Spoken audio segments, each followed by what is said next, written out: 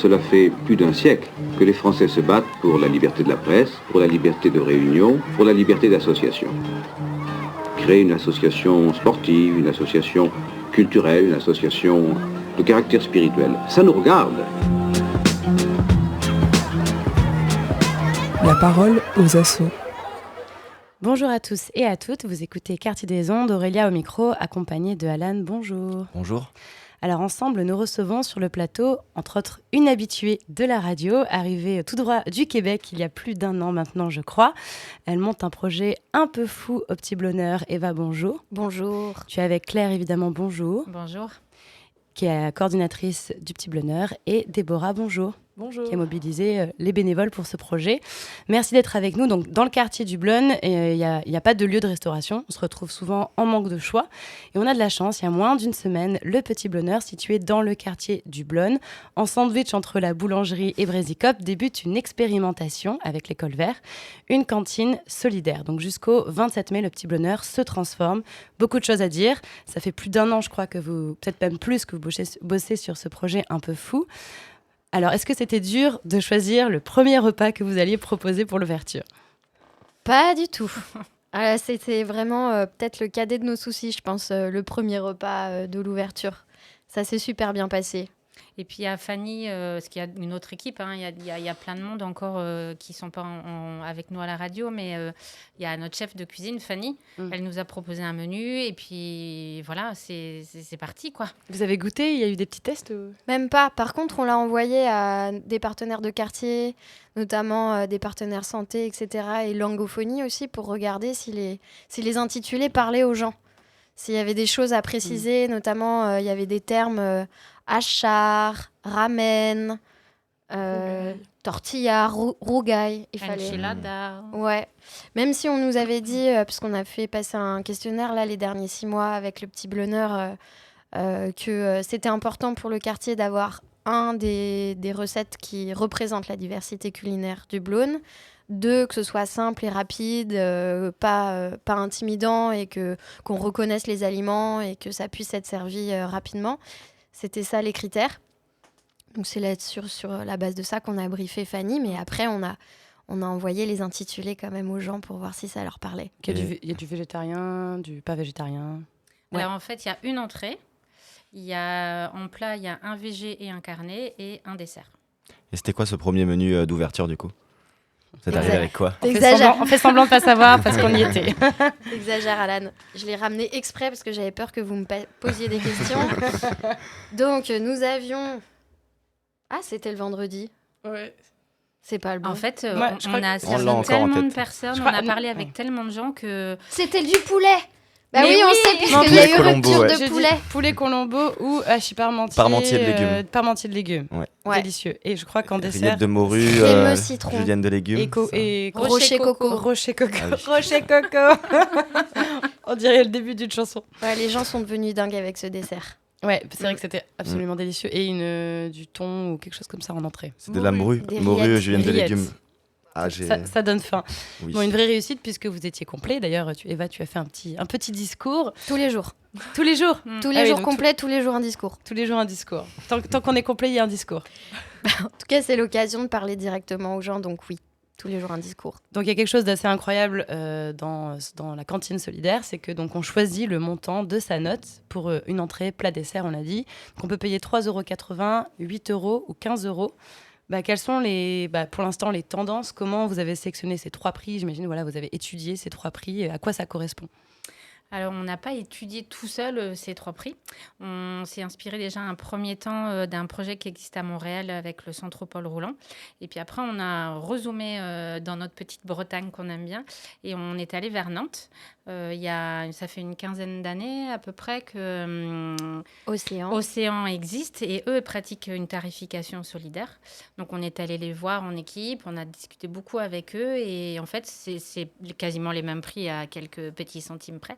C'est les mêmes prix et voilà, mais c'est un test en fait. On expérimente pendant 3 semaines et on verra ce que ça va donner. Est-ce que c'est ces prix ? Est-ce que c'est d'autres prix ? Est-ce que c'est vraiment le retour de notre expérimentation en fait on verra ce qui va sortir, quoi. Mais on a déjà des pistes, parce que tu as tout compilé pour la semaine dernière.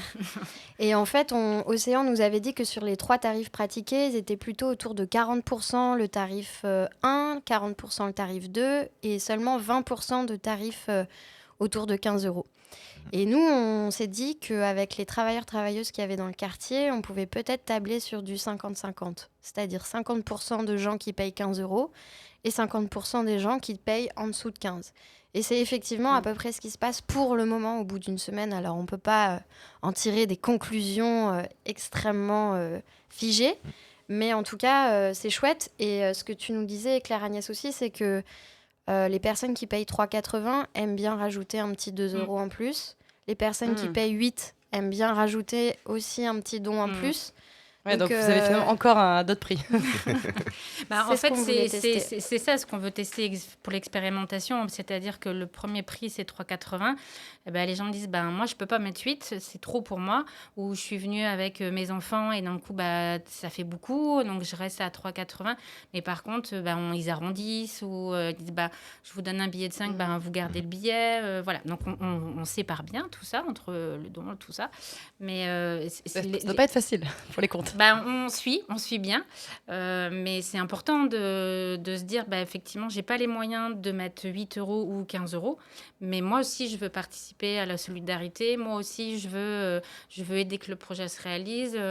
On m'aide, parce qu'il y a un 3,80, moi, j'aide le projet et je mets un peu plus. Donc, il y a énormément de personnes, quand les gens viennent en caisse, avec Bérangère, on discute beaucoup avec les gens et il y a plein de gens qui nous ont dit mais moi j'ai jamais mangé un repas comme ça depuis tellement longtemps. Il y a beaucoup de gens qui sont venus tout seuls et donc on a fait des tables de 5, 4, 5, voilà. Et c'est des gens qui ne se connaissaient pas du tout et tout le monde est hyper emballé. Alors on essaie de bien surveiller en disant est-ce que tout le monde mange la tête baissée, voilà. Et en fait, non, ça c'est comme dans les gîtes, en fait, comme quand tu pars en rando et que exactement. Tout le monde partage la même table. Exactement. Et donc, il y a des gens qui sont revenus en disant « Vous vous souvenez, je suis venue hier, je reviens demain » et tout ça. Parce qu'ils ont parlé en mangeant, quoi. Ils ont appelé ça la table papote. Parce qu'il y a un monsieur qui vient tous les jours. Du coup, il dit « C'est bon, vous m'avez mis sur la table papote », c'est la table des gens qui viennent seuls. Trop mignon. Ouais. Tu parlais de tarification solidaire et pas de tarification sociale. Alors, je ne sais pas si la différence se situe exactement là, mais du coup, c'est qu'il n'y a pas besoin de prouver quoi que ce soit. On choisit, c'est vraiment le client qui choisit ce qu'il donne. Est-ce que, alors c'est un peu misanthrope comme question, mais est-ce que c'est dangereux de laisser ce choix ou au contraire voilà. Non, en fait, c'est juste faire confiance aux gens. Comme on fait sur d'autres activités, au Petit Blonneur, y a un prix libre. On fait confiance aux gens, on peut expliquer que voilà, un menu ça coûte tant. Voilà, il y a des discussions aussi qui s'entraînent avec toute cette tarification solidaire, mais c'est la confiance en fait. Et on a l'impression que les gens qui ne connaissent pas forcément ou qui critiquent beaucoup disent il va y avoir des profiteurs, ils vont mettre tous 3,80. Ça fait penser toujours que le monde est méchant et c'est dangereux. Ça. Et en fait, non, pas du tout. Pas du tout, et bien au contraire, ce qu'on disait, c'est qu'il y a des gens qui mettent 3,80 € et qui rajoutent... en plus, carrément. Peut-être qu'on pourrait payer une somme à un moment du mois et une autre somme à un autre moment du mois aussi, peut-être. Enfin, imaginez ça, quoi. C'est l'expérimentation. En fait, Aurélia, tu peux venir faire partie de notre comité local, parce qu'après l'expérimentation, on va mettre en place un comité local. Et donc là, c'est vraiment venir travailler avec les habitants, les bénévoles, les clients, tous ceux qui ont envie vraiment de mettre en place le projet et les idées vont fuser. Donc voilà, première idée. Quelle autre critique ou a priori vous pouviez avoir comme ça de l'extérieur? Parce que tu avais l'air de dire qu'il y en avait plusieurs. Je pense que les gens ont été surpris de voir à quel point c'est bon. Ah, bon. Je pense qu'il y avait positif. des questions sur mais si c'est si peu cher, ça veut dire qu'il y en aura moins ou que c'est pas de la bonne qualité, etc. Et évidemment, vu que tout le projet repose sur favoriser l'accès à une alimentation de qualité, on a fait des approvisionnements de qualité. Et je pense que Fanny, quand même, le brief, c'était que ce soit simple parce que c'est des bénévoles habitants en cuisine, des volontaires, Déborah pourra en parler après, mais il faut que les recettes puissent être refaites facilement à la maison. Donc, c'était un critère et en fait, les gens se régalent. Mais vraiment. C'est coloré, c'est savoureux. C'est généreux, en fait. Les proportions sont là, en plus, ça. On peut le confirmer. Très généreux en termes de proportions. Ouais. Et on vous offre le thé ou le café si vous en avez envie après. Donc, je pense que les gens étaient surpris. C'est oui, mais pour 3,80, je vais avoir quoi ? Ils sont impressionnés, quoi. Ils sont impressionnés, ils sont flattés, ils sont heureux, en fait, ça pétille, quoi. Et donc, dans l'idée du projet, tout à l'heure, tu as mentionné la fameuse table pour papoter. Il y a cette idée, évidemment, de fédérer, de faire en sorte que les gens se rencontrent. Est-ce qu'il y a une urgence, on va dire, à ce que les gens se rencontrent ici, au Blon? Là, je pense que Claire Agnès est bien placée pour répondre. Parce que là, pour l'instant, on parle de la cantine, mais le projet, c'est la cantine plus de la livraison. Oui. On en parlera peut-être un petit on peu en parlera après, tout à l'heure. mais la cantine, c'est aussi des gens qui ont fait la démarche et qui sont en capacité de faire cette démarche-là parce que ils osent venir tout seuls, par exemple, ou en disant ah ben non, je vais venir avec un voisin, un copain, une copine. Voilà, c'est tout nouveau au quartier, tout ça. Et puis il y a des gens qui ne peuvent pas parce qu'ils sont très isolés, ils ont des problèmes de santé.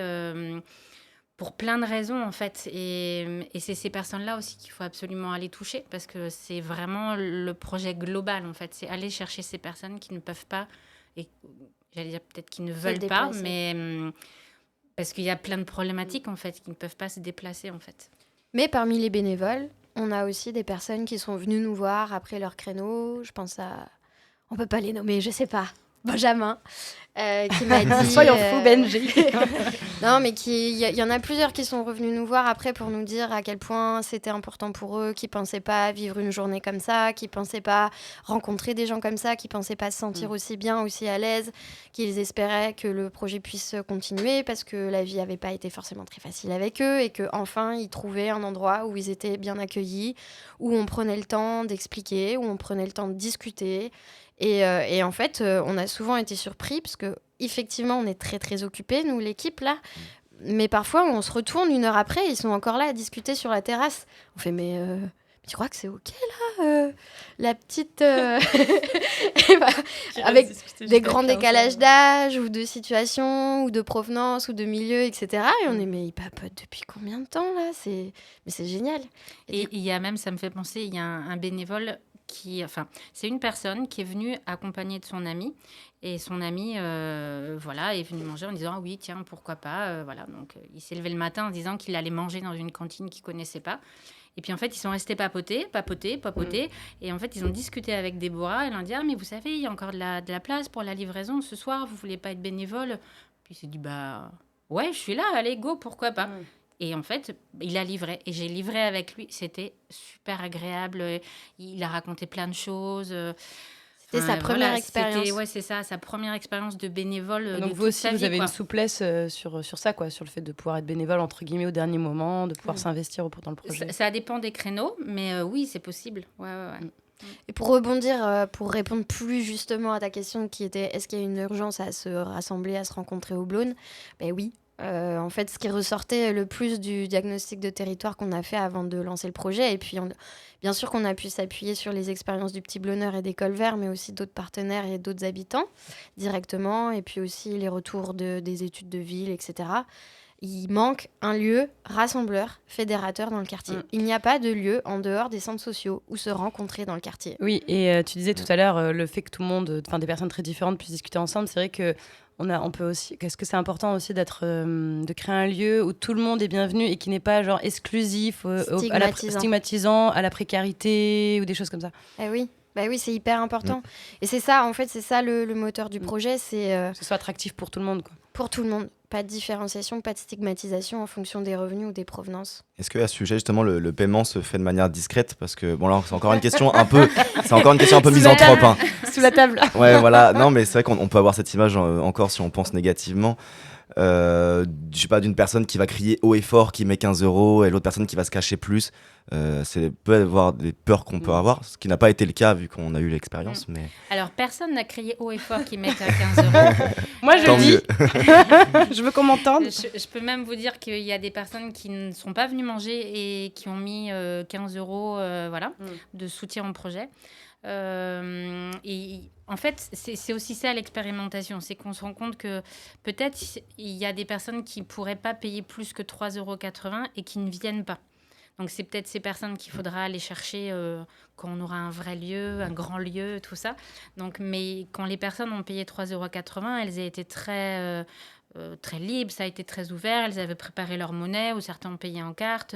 Ça s'est fait, mais très, très naturellement. Et donc, peut-être qu'effectivement, il y a certaines personnes qui disent moi, je ne peux pas payer 8 et donc je ne viens pas à la cantine. Donc, il faudra continuer à discuter, à aller chercher de l'info et tout ça. Mais tout le monde est très à l'aise, en fait. Le fait d'afficher les tarifs, les prix partout, tout le temps, qu'on le redise aussi au moment du petit discours, je pense que ça démystifie, oui, et Dédramatise. dédramatise. Voilà, Un autre. Pas de problème, tu veux dire Déculpabilise aussi, je pense. Mhm. C'est ce que ça coûte. C'est ce que ça coûte et c'est OK. C'est OK pour nous. Donc, en fait, c'est pour ça aussi qu'on a testé la triple tarification et on n'est pas allé sur du 9 € prix libre, par exemple. Parce que des retours qu'on avait, mais ça, il fallait le tester, on n'en était pas certain, mais c'était, ça peut faire peur, ça peut impressionner, parce que quand on dit 9 € prix libre, du coup, on ne sait plus, mais si je mets 1 euro, c'est OK, mais si je mets 15 €, c'est beaucoup trop. Ouais. Et donc, en fait, c'est bien d'avoir un prix de référence en général de ce que ça a coûté. Voilà, et d'en avoir 3. On peut le rappeler, du coup, 3,80, c'est le prix de production et de service c'est aussi. prix coûtant, oui. Coûtant, ok. Mais si on peut se permettre d'avoir prix coûtant à 3,80, c'est précisément parce qu'on a des bénévoles en cuisine, en salle et en livraison. On ne pourrait pas... c'est vraiment... On est dans une logique de projet de solidarité interquartier, inter-ville de Rennes, c'est parce qu'on a aussi des gens qui viennent de l'extérieur. Mais oui, bien sûr, ça ne marcherait pas si tout à coup on salariait tout le monde. Puis c'est pas ça l'idée, puisque de toute façon, le lien, il se fait aussi au niveau de la cuisine. En fait, la nourriture est prétexte pour créer du lien, pour créer la rencontre, pour créer du dialogue. Et c'est ça qui se passe. On se base sur des modèles qui existent. Ça, je l'ai dit souvent. Les Community Food Centers au Canada qui existent depuis 25 ans. Océan qui existe depuis 15 ans. La Cocotte Solidaire qui existe depuis plusieurs années aussi à Nantes. Maintenant, on a la Maison Engagée Solidaire de l'Alimentation à Lyon. Bref, les expérimentations et les projets ne manquent pas pour démontrer que en fait, la cuisine, ça fédère, ça rassemble et ça permet le lien. Et donc, c'est ça l'objectif. On ne met pas des bénévoles en cuisine pour baisser le prix de vente. C'est pas du tout ça l'idée. C'est que toute activité est pensée pour créer du lien et pour monter en compétence sur les questions alimentaires, pour briser l'isolement, pour faire de l'intergénérationnel, pour se constituer en collectif à l'échelle du quartier, pour transformer le quartier au niveau alimentaire, au niveau d'accès à l'alimentation en général. Voilà, c'est une logique d'éduc-pop et de communauté. Voilà, de mangeurs-mangeux, c'est ça qui rassemblait les collectifs, les associations dès le début. Dans cette dynamique de brasser justement un public assez large, comment vous avez réfléchi votre décoration, le nom du quartier gourmand? Le nom. Alors vous avez 3h30 pour QG. qu'on vous explique. Alors QG, j'aime bien. Oh là là. J'aime bien le terme QG. Après, on a réalisé, mais attends, en fait... Quartier des ondes, ouais. quartier gourmand. Oups. En fait, notre nom, c'est encore une fois, on est beaucoup dans l'équipe. On a mis sur le tableau plein de choses. Et puis encore et encore, on s'est réunis encore. Et puis, à un moment, voilà, c'était ça. Je précise qu'il y a quand même eu le J'attendais à ragondin une histoire fumant. de malade. Le ragondin fumant. Quand même, effectivement. il a fallu faire une intervention Le ragondin fumant, ok, c'est sympa. Les brainstorming n'étaient pas toujours parce qu'on réfléchissait.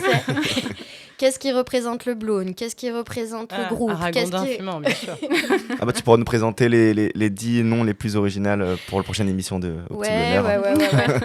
Ouais. Mais on est passé par plein de choses. Et puis effectivement, voilà, notre quartier gourmand est sorti. Et voilà, c'était important.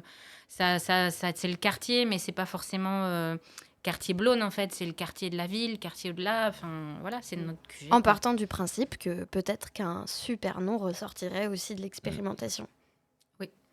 Voilà. Et ça fait partie des outils peut-être que vous allez mettre en place. Par exemple, vous distribuez un petit questionnaire quand on est à table, dans lequel vous demandez si on habite dans le quartier, si on travaille ici, combien on va payer, Non, et puis plein d'autres trucs. Combien vous comptez mettre et Voilà, si vous c'est avez ça. la carte sortir. C'est ça. Ouais. Est-ce qu'il y a d'autres outils que vous avez, que vous allez mettre en place pendant toute l'expérimentation pour ensuite évaluer l'impact de l'expérimentation? clair. Ou quels sont les outils? Alors en fait, les outils, il y a aussi très, très pragmatiquement la comptabilité, le nombre de couverts. Voilà, on se rend compte que on pousse notre curseur. Au début, on était à 30. On a dit, ah ben non, on refuse beaucoup, beaucoup, beaucoup de monde. Donc on va essayer de monter à 33. Et là, cette semaine, on monte un peu plus. Je ne dis pas les chiffres parce que sinon, le téléphone va arrêter de continuer à sonner. Mais voilà, il y a plein de chiffres en fait. Donc on suit ça vraiment de manière assez précise. Et puis après, c'est aussi tous les retours des clients en fait et des bénévoles. Donc Tous les jours en livraison. Oui, et tous les jours en livraison, c'est plein de petites choses quoi en fait, des sentiments, ou une dame, voilà, elle a écrit son menu en livraison, elle l'a donné ça à Eva. Enfin, on sentait elle attend qu'Eva arrive et il y a ce lien là qui se fait tous les soirs depuis la semaine dernière. Enfin, En fait, on a tout un protocole d'évaluation pour cette expérimentation ouais. auquel nous avons réfléchi et que nous Oui. avons écrit et mis en place. Déborah, tu veux dire un mot, toi, sur ce que tu fais? Ouais, à la fin de chaque créneau de bénévolat, en fait, Eva a créé une très belle affiche où on peut mettre des tampons en fonction de ce qu'on a appris ou fait aujourd'hui. Est-ce que j'ai rencontré des nouvelles personnes? Est-ce que j'ai découvert un nouvel aliment? Aujourd'hui, c'était la cébette. Oui, l'oignon qui est beaucoup utilisé dans les repas asiatiques, je crois. Ouais, voilà. Et donc, il y a cette petite affiche qu'on peut compléter, mais il y a aussi un questionnaire que je complète avec chacun des bénévoles à la fin de leur créneau, que ce soit en cuisine ou en service. Et les filles s'occupent plutôt de la livraison.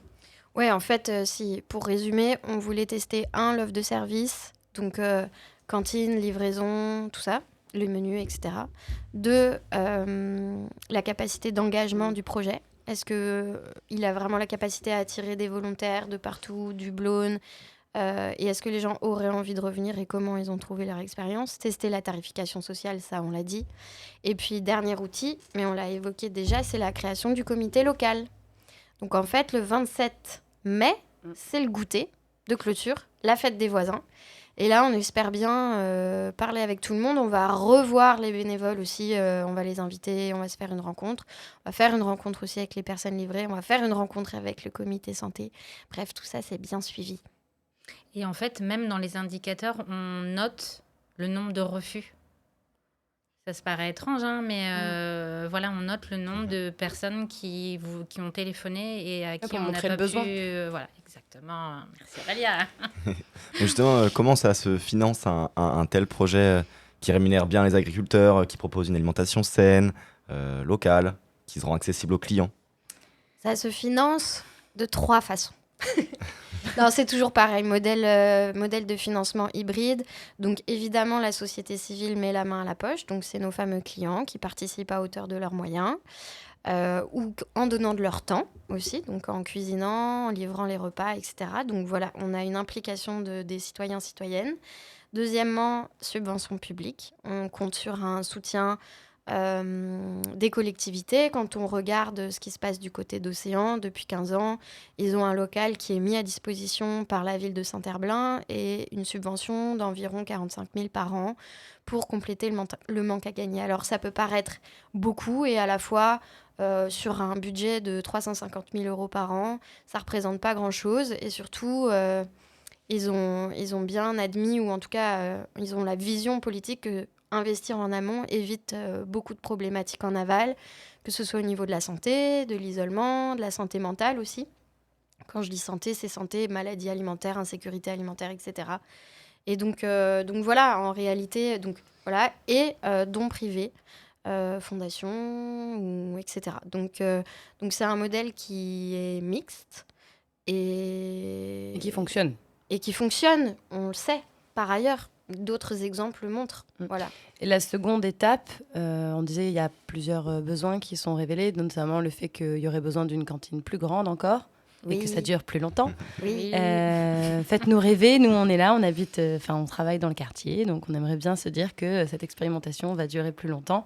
Est-ce qu'il y a des pistes? Est-ce qu'il y a des lieux dans lesquels vous comptez continuer cette expérience? On est accompagné par la ville de Rennes, notamment l'équipe du plan alimentaire durable, pour aller vérifier des options de lieux sur le Blône et en périphérie du Blône. Parce que on se ferme aucune porte. Mais on aurait besoin d'environ entre 180 et 200 mètres carrés, 250 mètres carrés. Si vous nous entendez. Voilà. Mais voilà, non, c'est ça l'objectif dans les prochains mois, c'est de visiter. Est-ce qu'il y a des cuisines, est-ce qu'il n'y en a pas, c'est quoi le sol, c'est quoi le plafond, etc. Mais nous, on est prêts à dégainer. Exactement. Prêt. Un travail solidaire, mais aussi collectif, comme on dit depuis le début. Vous travaillez avec d'autres associations du quartier. Est-ce que vous pouvez en dire un mot? L'École Vert, d'autres aussi peut-être? Oui, en fait, depuis le début, on travaille beaucoup avec le centre de santé communautaire du Blône. C'est hyper important dans le projet. Dès le départ, comme on s'inspirait du centre Paul Roulant de Montréal, les clients en livraison sont des personnes isolées en situation de perte de mobilité et d'autonomie qui peuvent avoir de la difficulté à s'alimenter correctement. C'est des personnes qui n'ont pas de proches aidants, qui n'ont pas forcément de voisins sympas, qui peuvent avoir des soucis de santé. Ça peut être beaucoup des aînés, mais pas que.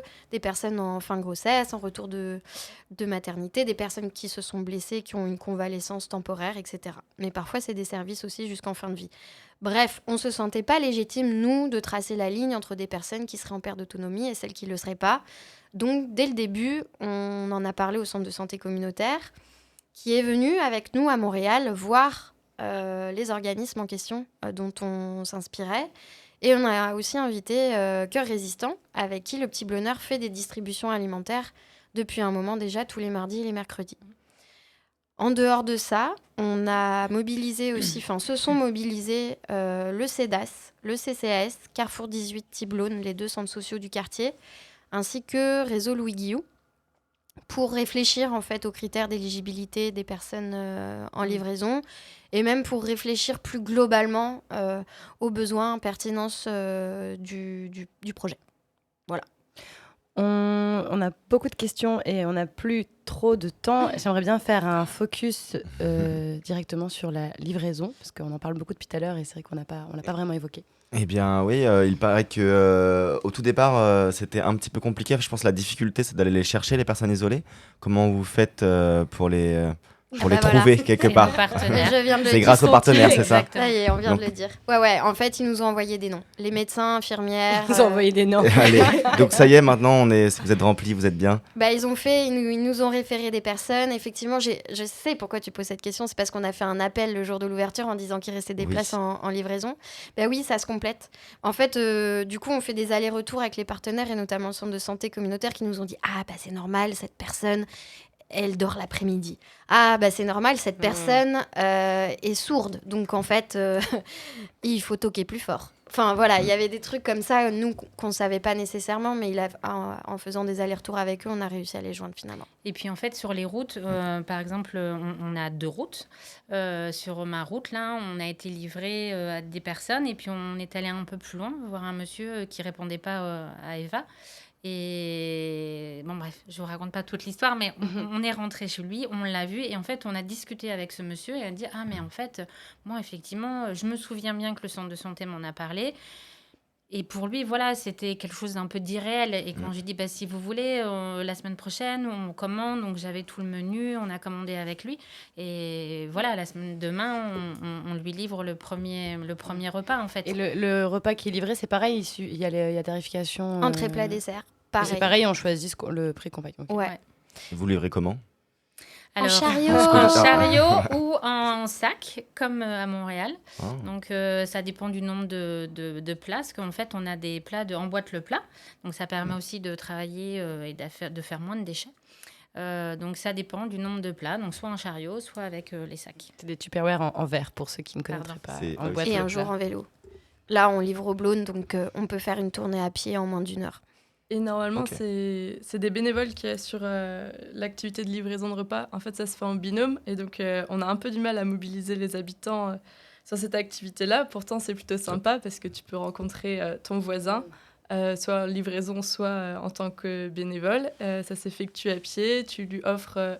tu lui donnes le repas et peut-être une petite carte qu'on a fabriquée pendant les activités. Les tampons légumes. Ouais. Les fameux. Les tampons légumes. Oui, parce qu'on a fait des Ouais, petites ouais, cartes.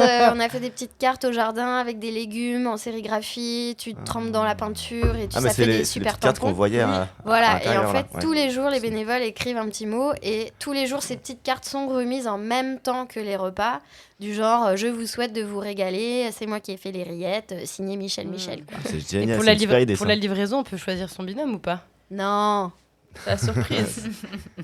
Alors, Du coup, c'est qui choisit? personne, on fait en fonction des inscriptions. Oui, puis après, il y a des personnes qui nous disent bah, moi, je veux bien marcher, mais la Pas route trop numéro longtemps. 2, elle est plus longue que la route numéro 1. Moi, ça fait un peu beaucoup. Dans le coup, elle prend la route la plus courte. Voilà quoi. Donc vous recherchez encore des bénévoles, on peut faire un appel à la radio, quoi. Oui, Oui. après, c'est un peu plus compliqué de mobiliser les gens sur la livraison pour la simple et bonne raison que c'est totalement nouveau.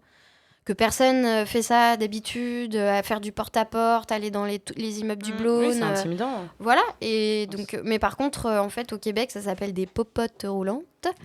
Ouais. Et il y en a plus de 350 partout, et les gens ont l'habitude de faire ça depuis, j'allais dire, des siècles. Ok. Donc il suffit de se lancer et puis on voit que Ouais, au final, hyper c'est cool. très Ouais, amusant à vraiment faire, sympa. quoi. Et ça Ok. fait déjà 30 minutes qu'on discute. Malheureusement, le temps passe trop vite. On rappelle que vous êtes ouvert du coup le midi, du mercredi au samedi. C'est bien ça. C'est mieux de réserver, mais c'est pas obligatoire. Alors, c'est pas obligatoire, mais si vous venez sans avoir réservé, vous n'êtes Ouais. pas forcément sûr d'avoir de la place. C'est ça. Parce qu'on est Mais quand on même écrira bien quand complet. même votre pas de place quelque part. Ça servira à quelque chose. Votre adresse, c'est au Centre social Sainte-Élisabeth, 15 avenue de Pologne. Pour finir, est-ce que vous pouvez me donner un peu de l'eau à la bouche, c'est-à-dire les prochains menus, voilà, sachant que je ne veux pas vous tendre un piège pour les prochains jours. Alors, demain, vous aurez en entrée crudité de saison. Après, en plat, vous avez soit un croque-monsieur ou des ramen. Ramen. Végétarien. Oh. Voilà. Et en Grosse dessert, attention, moi le chocolat craquant de graines de courge. Voilà. Jeudi, c'est férié, donc c'est fermé. Mais par contre, vendredi et samedi, il y a du houmous, de la kefta ou pastilla végétarienne et un chou praliné à la crème. C'est vrai que les recettes font très envie. Il y aura Ouais. plus de choux, c'est de la salade de fruits. Ah mince, oups. Elle sera très bonne aussi. On devrait organiser un petit partenariat où vous venez présenter goûter. les recettes. Oui, faire goûter. Non, ça c'est bien. Non, dire les recettes comme ça à la radio et qu'on les passe de temps en temps. Venez manger. Ça pourrait faire des petits inserts. Ouais, voilà. Vous écoutiez Paroles aux assos. Merci Alan, merci Eva, merci Claire et merci Déborah. On se retrouve bientôt autour d'une table chez vous, au Petit Blonneur. Belle ascension à vous. Vous Merci écoutez la gang. Quartier des Ondes. Au revoir. Cela fait plus d'un siècle que les Français se battent pour la liberté de la presse, pour la liberté de réunion, pour la liberté d'association. Créer une association sportive, une association culturelle, une association de caractère spirituel, ça nous regarde. La parole aux assos.